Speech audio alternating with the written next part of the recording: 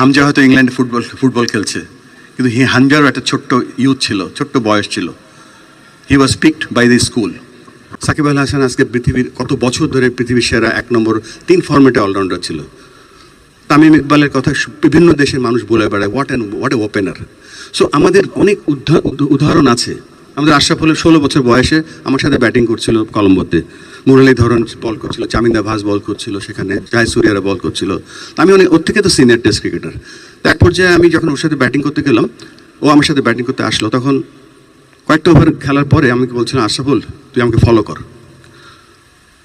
তার 3-4 ওভার পরে ও আমাকে বলে, আপনি আমার ফলো করেন, because he scored, he was playing so comfortably. মানে মুরলীধরনের অফ স্পিন যেমন, দুসরা তেমনই। তেমন বোঝাচ্ছি যে অফ স্পিন যতটা আসে, দুসরাটা ঠিক ততটাই বের হয়ে যায়। And he was playing very comfortably.